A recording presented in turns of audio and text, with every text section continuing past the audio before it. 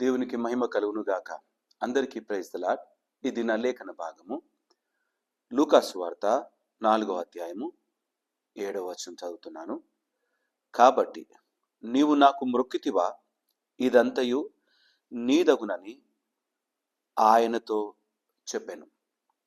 ఈ చదివిన లేఖన భాగంలో అపవాది చెప్తున్న మాట, ఒకవేళ నువ్వు నాకు మ్రొక్కితే ఇదంతా నీదవుతుంది. ఏది? ఈ లోకంలోని వైభోగం అంతా చూపిస్తూ, గొప్ప స్థితులన్నీ చూపిస్తూ, ఈ లోకాన్ని సొంతం చేసుకునే మాట మాట్లాడుతున్నాడు అపవాది. ఈ మాట చాలాసార్లు ఒకవేళ మనతో పోల్చి చూసుకుంటే, అపవాది ఎన్నిసార్లు ఈ లోకంలోని వాటిని మనము సంపాదించుకోవడానికి ప్రేరేపిస్తున్నాడో కదా. చాలాసార్లు మన యొక్క ఆత్మీయ జీవితాన్ని ఈ లోకము కొరకు అమ్ముకునే విధంగా వాడు మనల్ని ప్రేరేపిస్తున్నాడు. మన నమ్మకమైన జీవితాన్ని యేసయ్యలో కట్టుకోవడానికి ప్రయత్నం చేస్తూ ఉన్న సమయంలో ఆ ప్రయత్నాన్ని, ఆ విశ్వాసాన్ని, ఆ నమ్మకమైన జీవితాన్ని పాడు చేయటానికి లోకాన్ని మన ముందు పెట్టి, దీనికి మ్రొక్కితే, నాకు మ్రొక్కితే ఇవన్నీ నీకు ఇచ్చేస్తాను అని అంటాడు. మనము ఎవరి మాట వినేవారంగా ఉంటున్నాము ఈ లోకంలో. వాడు చెప్పగానే ఒకవేళ తల వంచినట్టయితే విశ్వాస జీవితంలో సరిగ్గా లేమని అర్థం. వాక్యము సరిగ్గా వినకుండా, గ్రహించకుండా దేవునికి విరుద్ధంగా బ్రతుకుతున్నామని అర్థం. ఒకవేళ ఇటువంటి ప్రశ్నే అపవాది మనతో వేస్తే, ఈ నాకు మ్రొక్కితే ఇవన్నీ నీకు ఇస్తాను అన్నట్టుగా మనతో మాట్లాడితే మనం ఏం చెప్పగలం? కానీ ఇక్కడ యేసయ్య పలికిన మాట 8వ వచనంలో ఉంది.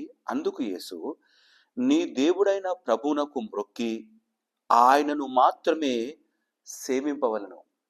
ఎక్కడ లేఖనాల్లో రాయబడి ఉన్నదని ఈ లేఖనాల్లో రాయబడిన మాటను ఎత్తి అపవాదికి జవాబిస్తున్నాడు. ఇటువంటి జవాబు నీవివ్వగలవా? నా యేసయ్య నన్ను పవిత్రంగా, నమ్మకంగా జీవించడానికి నిలబెట్టినాడు. నేను ఏదో కొంచెము సంపాదించుకోవడానికి నేను నా జీవితంలోని ఆత్మీయ బ్రతుకును అమ్ముకోను అనే వారంగా నిలబడగలుగుతున్నామా? బబులోను దేశంలో షడ్రక్, మేషక్, అబేద్నెగో అనే వారు రాజు చేసిన ప్రతిమను మొక్కకుండా వారు మరణాన్ని సైతము ఎదుర్కోవడానికి సిద్ధపడ్డారు.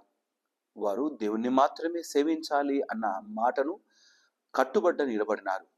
దానియేలు రాజును మాత్రమే సేవించాలి అనే మాటకు, రాజు మాటను, ఆ యొక్క ఆజ్ఞను ధిక్కరించి దేవునికి ప్రార్థన చేసేవాడుగా కనిపిస్తాడు. ఆ యొక్క సింహాల బోనులోకి వెళ్ళినా తను మాత్రము తన విశ్వాస జీవితాన్ని ఏమాత్రము తగ్గించుకోలేదు. తన మోకాలు మరొకరి ముందు వంచలేదు. నీ దినాన నీవు నీ మోకాలు ఎవరి ముందు వంచుతున్నావు? నీ తల ఎవరి ముందు వంచుతున్నావు? నువ్వు ఎవరిని సేవిస్తున్నావు? యేసయ్యను సేవించినట్లయితే నిజభక్తునిగా, నమ్మకమైన జీవితం కలిగిన పరిశుద్ధునిగా ముందుకు కొనసాగుతావు. ఒకవేళ నీవు ఈ లోకంలోని ఆశలను సంపాదించుకోవడానికి నువ్వు తహతహలాడుతున్నావు అంటే నువ్వు అపవాదిని సేవిస్తున్నట్టే.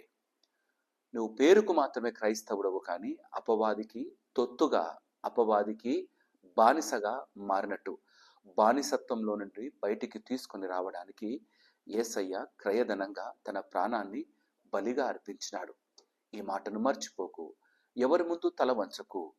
లోకంలో నువ్వు బ్రతుకుతూ ఉన్నప్పుడు ఒక నీటి బొట్టు తామరాకు పైన ఏ విధంగా అంటకుండా ఉంటుందో అట్టి విధంగా ఈ లోకంలో జీవిస్తూ యేసయ్యను కలిగిన వారంగా, యేసయ్యను ఇతరులకు ప్రచురపరిచే వారముగా ఉండటానికి దేవుని వాక్కును హృదయంలో దాచుకొని కొనసాగుదాం. ఈ నమ్మకమైన మాటలు దేవుడు దీవించి ఆశీర్వదించును గాక. ఆమెన్. తల ఉంచుదామా? ప్రార్థన చేసుకుందాం. మా ప్రియ యేసయ్య, మీకే వందనాలు. అపవాది అనేక రకాలుగా వాని ముందు తల వంచే విధంగా పరిస్థితులను తీసుకొని వస్తూ ఉండగా, దేవా, పరిస్థితులను తారుమారు చేయగలిగిన గొప్ప దేవుడు. ఎంతమంది బిడ్డలు నమ్మకంగా జీవించాలని, పవిత్రంగా బ్రతకాలని, నిన్ను ఘనపరుస్తూ, ఆరాధిస్తూ, కొనియాడుతూ జీవితంలో ముందు కొనసాగాలన్న ఆశ కలిగిన వారుగా ఉన్నారు. కానీ నా తండ్రి, అపవాది వారిని వెనక్కి లాగుతూ ఉండగా, అయ్యా అటు బిడ్డలకు నీ యొక్క శక్తిని దయచేయమని ప్రార్థిస్తున్నాం. ఈ ప్రార్థనలో ఏకీభవించే ప్రతి బిడ్డను బట్టి నీ సన్నిధానంలో ప్రార్థన చేస్తూ ఉన్నాను. వారికి లోటుగా ఉన్న ప్రతి పరిస్థితులను జ్ఞాపకం చేస్తూ ఉన్నాను. ముఖ్యంగా ఆత్మీయ జీవితంలో లోటు పడుతున్న ప్రతి పరిస్థితులను తీసివేయండి అయ్యా. వారిని శోధిస్తూ వారిని లోకం వైపుకు లాగుతూ ఉండగా, నా తండ్రి తప్పించబడుటకు నీ వాక్కును వారి హృదయంలో ఉంచి, నీ లేఖనాల్లోని మాటలను వారి హృదయంలో ఉంచి, నా తండ్రి అపవాదికి ధీటైన సమాధానం ఇస్తూ, నా తండ్రి నమ్మకంగా నీ చేయి పట్టుకొని ముందుకు కొనసాగే కృపలో భద్రపరిచి నడిపించమని, నిన్ను సేవించే బిడ్డలుగా నమ్మకత్వంలో మమ్మల్ని నిలబెట్టి స్థిరపరచమని స్తుతులు చెల్లిస్తూ యేసయ్య నామమున అడిగి ప్రార్థించి వేడుకుంటున్నాం నా తండ్రి, ఆమేన్. దేవుడు మిమ్మల్ని అందరినీ దీవించి ఆశీర్వదించును గాక. ఆమేన్. అందరికీ ప్రైజ్ ద లార్డ్.